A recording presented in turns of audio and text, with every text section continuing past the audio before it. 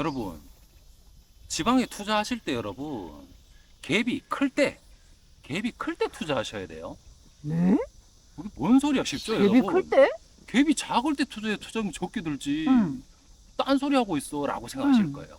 오늘 그 얘기 한번 해볼게요. 그럼 출발합니다.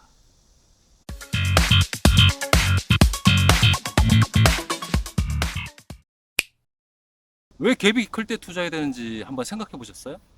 아니면 한 번도 생각 안 해보셨나요? 응. 봉우녀님 왜 갭이 클 때 투자해야 된다고 얘기할 갭이 것 같아? 커야 오빠가? 한다? 음, 그러면 매매가가 높고 전세가는 낮아야 된다는 소리네? 매매가는 높고 전세가는 전세가가 낮아야 그래야지 된다? 갭이 크니까? 음, 그렇다는 말은 음. 매매가는 이미 올랐는데 전세가는 아직 안 올랐다는 소린가? 매매가는 이미 올랐는데 어. 전세가는 안 올랐다? 어. 그건가? 그럴 수도 있겠네. 그렇다는 말은 음, 이제 상승의 전환이다? 매매가가 음. 통상 아닌데? 전세가가 먼저 오른다고 하지 않았나? 통상 여러분 이렇게 뭐지? 이런 한 번도 생각해보지 않은 질문을 받으면 이렇게 초보나 초심자들은 이런 소용돌이 의문의 소용돌이에 빠지거든요. 뭐지? 자, 그러면 우리 침착하게 생각 한번 해볼게요. 응. 갭이 커지는 경우가 어떤 경우가 있을까요? 자, 첫 번째, 상승장에 전세가 오르는 속도보다 매매가 오르는 속도가 더 가파른 거야. 그러면 갭이 커지죠. 응. 그게 첫 번째 케이스. 응. 자, 또 두 번째 케이스. 하락장에 응. 매매가 떨어지는 속도보다 응. 엄청난 입주 물량이 집중되어서 전세가 아. 떨어지는 하락폭이 더 가파른 거야. 아, 그렇지. 그럴 때는 둘 다 밑으로 내려오면서 갭이 아. 커지죠. 어. 자, 갭이 커지는 순간이 대표적으로 이렇게 두 가지가 있어요, 여러분. 그럴 때 어떤 때에 투자해야 되겠어요? 두 번째 거겠네 그럼. 후자겠죠, 당연히. 근데 갭이 크다고 하니까 하락장은 생각은 안 나고 음. 상승장만 생각이 나네. 그렇지. 오를 때 무섭게 오르는 기억들이 다 어. 가지고 있으니까. 어. 그래서 여러분 제가 지방에서 갭 투자를 할 때 이것은 광역시도 포함입니다. 매매가가 일정 기간 이상 하락했고 응. 전세가도 동시에 하락을 했는데 특히나 입주 물량이 너무 많아서 특정 연도에 응. 그 연도에는 매매가 하락폭보다 전세가가 더 많이 빠져서 갭이 확 벌어졌을 때 그때 투자하시면 응. 더 안전하다는 얘기를 하면서 음. 갭이 클 때 투자하라 라는 카피라이터를 오늘 한번 뽑아본 거예요. 음. 이 말인즉슨 이런 사고를 하려면 여러분 전세가와 매매가의 초정 관계 있잖아요. 연동률이 각 지방의 광역시나 지방 중소도시가 역사적으로 어떻게 흘러왔는지 자기 스스로 검증 시간이 필요해요. 이걸 이미 검증해봤기 때문에 이런 얘기를 하는 거겠죠, 여러분한테. 아니 갭이 클 때 투자하래. 저런 완전 미친 양반이 있나. 돈이 많이 드는데 그러면 투자 수익률이 줄어드는데 이 양반아 라고 얘기하시잖아. 그러게 수익. 근데 그 수익률은요 여러분 상승장에도 수익률은 잘 나와. 음. 상승장에도 갭이 반대경으로 매매가가 올라가면서 전세가가 늦게 올라가서 갭이 커지는데 상승장은 매매가가 확 오르니까 수익률 더 좋지. 그런가? 갭이 큰 구간인데 둘 다 하락하는 구간에서 전세가 더 많이 빠지는 구간에 딱 특정해서 그때 투자하라는 이유는 잃지 않아야 된다는 말을 내포하고 있어요, 여러분. 수익률을 더 많이 가져가는 게 중요한 게 아니라 그래 항상 얘기했었지. 절대 잃지 말아야 되는 게 먼저예요. 음. 그렇기 때문에 전세가 이 정도로 심각하게 엄청난 공급장 앞에 전세가 그렇게 빠져버리잖아요. 그러면 여러분 전세는 실거주 가치잖아. 그런데 전세에도 전세 대출이 우리가 사회복지 차원에서 전세 대출을 70% 80% 엄청 잘해주잖아요. 그러니까 전세 대출에도 유동성이 들어가서 사이클의 변동이 너울이 생기게 되거든요. 근데 일시적으로 입주 공급이 과잉이 엄청나게 심한 구간은 유동성이 밑으로 더 커지기 때문에 엄청난 전세가 저평가가 일어난다는 거거든요. 일시적으로. 그러니 그때 들어가시면 갭이 크더라도 매매가가 떨어졌지만 전세가 너무 많이 떨어져서 갭이 크더라도 그때 들어가시면 역전세를 2년 뒤에 안 맞을 확률이 농후해지기 때문에 잃지 않을 확률이 커진다는 거예요. 매매가가 얼마나 더 급속하게 올라서 수익률이 얼마나 더 극대화되느냐는 두 번째 문제고 잃지 않을 확률이 커진다는 건데 여기서 여러분 또 맹점이 있다. 둘 다 하락해서 그런 구간에 하락해서 갭이 커진 구간에 들어가려면 투자금이 많이 드니까 우리가 안 먹고 안 입고 안 쓰고 근로소득을 아끼고 이런 것을 더 내실 있게 더 많이 해야 된다는 소리예요. 그 말인즉슨 함부로 뭐 이렇게 힐링 하면서 힐링 바가지 하면서 돈 이렇게 막 쓰다가는 절대 자산 가격 상승에 편승할 수 없는 기회가 다 박탈된다는 소리예요. 그렇네. 그렇죠. 갭이 커도 들어가야 된다 하면 아끼고 안 먹고 안 입는 인고의 기간을 많이 가열차게 가져야 된다는 거고, 그 기회가 왔을 때 절대 놓쳐서는 안 된다는 얘기를 오히려 동시에 내포하고 있어요. 그렇기 때문에 잃지 않을 확률을 높이려면 갭이 클 때, 그럴 때 들어가야 돼요. 사실 실제적으로 데이터적으로 이거를 검증하면 여러분, 지방은 광역시도 포함입니다. 전세가가 오르면 매매가가 오르고 전세가가 떨어지면 매매가가 떨어지는 가격 연동률이 아주 높습니다. 광역시 포함이에요, 이거는. 그래서 근데 수도권은 전세가가 올라가면 매매가가 더 가파르게 올라가서 쫙 갭이 벌어집니다. 그리고 전세가가 상승이 멈췄는데도 불구하고 매매가는 더 올라가 버려서 이 매전 차트를 보면 뱀의 아가리처럼 꼭 사마귀가 당랑권 하는 것처럼 이렇게 벌어집니다, 여러분.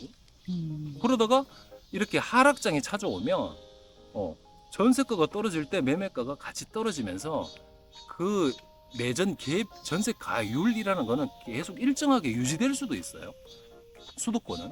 그러면서 전세가는 다시 고개를 드는데 매매가는 여전히 고개를 숙이면서 매전 갭이 좁아들면서 전세가율의 변동폭이 지방 광역시나 지방 중소도시 대비해서 전세가율의 변동폭이 너울을 춥니다. 그래서 하락장이 농익었을 때 수도권에서는 내 헌집을 팔고 새 집으로 상급지로 이동하는 기회가 많습니다. 자산을 업그레이드 시킬 수 있는 기회가 훨씬 더 찾아올 확률이 많습니다. 하지만 지방도시, 대도시 포함, 광역시 포함 전세가율의 변동폭이 낮기 때문에 항상 전세가율이 60%, 70% 일정하게 유지돼. 떨어져 봐야 50%야. 그렇기 때문에 전세가가 오르면 집값이 오르고 전세가가 떨어지면 집값이 떨어지고 전세가가 횡보하면 집값은 매매가는 횡보하는 성향이 수도권 대비 높기 때문에 자산의 역전을 할 수 있는 기회가 현저히 작고, 그렇기 때문에 역전세가 나지 않는, 특히 입주 물량이 아주 폭포수처럼 쏟아져서 전세가가 더 이상 떨어질 수 없어서 갭이 커진 그런 시점에 투자로 혹은 실거주로 공포를 무릅쓰고 공포를 깨부시고 들어가면 잃지 않을 확률이 높기 때문에 전세가가 그로부터 2년, 3년, 4년 뒤에는 오히려 올라갈 가능성이 아주 높습니다. 그렇기 때문에 그 말인즉슨 지방에서는 매매가도 전세가의 상승을 등에 업고 올라갈 확률이 높거든요. 그래서 잃지 않고 그 다음에 수익률이 따라온다는 개념이에요. 수도권에서는 이거는 적용이 안 됩니다, 여러분. 수도권은 입주가 적어서 전세가는 하락폭이 둔화되고 올라갈지언정 매매가는 계속 내려올 수도 있어요. 물론 내 매매가가 내려오는 폭이 에스컬레이터 탄 데가 마냥 직선으로 내려오지 않고 저점과 고점이 낮아지면서 내려오는 추세를 띌 수는 있지만, 그래서 갭이 좁아들어서 투자 효율이 높아지는, 전세가율이 높아지게 되는 그런 상황이 올 수 있지만 지방은 그런 거 잘 없습니다. 그렇기 때문에 갭이 클 때, 입주가 많을 때, 그래서 공포가 전세가 너무 쌀 때, 그럴 때 진입을 하시면 단 투자금이 많이 들기 때문에 한 번에 그 진입 구간을 놓치시면 안 돼요. 그래서 항상 지방에서는 그 구간을 안 놓치려면 전세를 함부로 택하시면 2년, 4년 살면서 눌러앉기 때문에 대부분 월세를 사시면서 그런 기회가 찰나가 왔을 때 딱 낚아채셔야 돼요. 그래야만 그동안에 안 먹고 안 입고 안 쓴 가족들이 인고의 시간을 보낸 효율을 보상받을 수 있는 거예요. 지방은 사이클이 짧습니다. 길어도 2년, 3년, 4년 안에 끝납니다. 그래서 그런 추세 전환, 전세가가 완전 바닥을 길 때 매매가는 덜 내려와서 어쨌든 둘 다 내려와 있잖아. 그럴 때 저렴할 때 갭이 많이 들더라도 자기가 가용자금 안에서 가장 좋은 동네에 가장 좋은 대표급 단지를 가서 딱 실거주자더라도 말이에요. 특별한 내가 투자를 못한다 하더라도 이 원칙을 지키시면, 그리고 그 집을 보유하고 그 다음 2, 3년, 4년 동안 집을 보유하는 기간 동안 원리금에 부담이 없도록만 그렇게 딱 세팅을 하시면 안 먹고 안 입고 안 쓴 가족들의 노고에 보답을 받으실 수 있게 되는 겁니다. 그럴 확률이 높게 되는 겁니다. 그래서 오늘 그 얘기를 한번 해보면서 내가 갑자기 강원도 살다가 충청도 이사 갈 수 없고 충청도 살다가 대구 부산 막 메뚜기처럼 이사를 막 못 가더라도 해당 도시에 계속 거주하시더라도 그 도시의 사이클은 그게 지방 도시라 그러면 상승 2, 3년 하락 2, 3년이면 도합 밀썰물의 합기가 4, 5년이잖아요. 4, 5년에 한 번이면 초등학교 들어가면 5, 6년 살잖아요, 여러분. 중학교 들어가면 1, 2, 3년 살잖아요, 여러분. 그 도시 안에서도 밀썰물을 잘 타실 수 있고 그러면은 자산 증식의 속도가 가파르진 않더라도 물가 상승률을 충분히 커버치고도 남을 정도로 거주하시면서 자산 가격의 상승을 누려볼 수 있다. 잃지 않는 거 말이에요. 그래서 여러분 수익률의 개념에서 접근한 것도 중요하지만 더 중요한 것은 잃지 않아야 되기 때문에 오늘 얘기를 정리하면 지방 광역시 포함 지방 중소도시에서 갭이 클 때 그 말인즉슨 전세가 매매보다 더 많이 무너졌을 때 그 말인즉슨 그 도시 입주가 아주 과잉일 때 공포에 매수를 하셔야 된다. 그 매수의 기회는 아주 상승의 너울이 짧기 때문에 몇 번 오지 않는다. 4, 5년에 한 번밖에 안 오기 때문에 그 전에는 분명히 월세를 사시는 게 적당하고 그렇게 해서 그때를 딱 잡아 태셨을 때 자산 가격의 상승을 쏠쏠하게 맛보실 수 있다. 라는 얘기를 한번 드리면서 오늘 얘기 한번 마무리 해보려고 해요. 저 양반 갭 풀 때 사오면 뭐 수익률도 갭 한 5분 전 됐는데 뭔 소리야 라고 얘기를 초반에는 하실지 몰라도 이 영상을 끝까지 보셨다면 아마 제 말씀이 이해되실 겁니다. 그리고 추가적으로 더 저 양반 말이 진짜 맞나? 라고 한번 검증을 필요하신 분은 실제로 가서 요새 부동산 프로테크 앱 잘 돼 있잖아요. 한번 가셔서 실제 한번 보십시오. 그래서 오늘 이 얘기가 내가 아주 뭐 가열찬 투자자다 이런 게 아니더라도 실거주자더라도 이것을 명심하시면 그리고 그런 분들께 많은 도움이 되셨으면 좋겠다 라는 생각을 하면서 영상 한번 마무리 지어볼게요. 어때요 봉녀님? 좋아. 완벽히 이해되셨나요? 근데 이해되는 거랑 실천하는 거는 또 별개입니다. 여러분. 다르지. 아주 별개입니다. 그렇죠? 자, 여름 휴가 다들 잘 보내고 계신지 모르겠습니다. 이 영상이 올라갈 때는 아마 여름 휴가 지났을 수도 있어요. 건강 유념하시면서 다음에 더 좋은 영상으로 찾아뵙겠습니다. 그럼 안녕.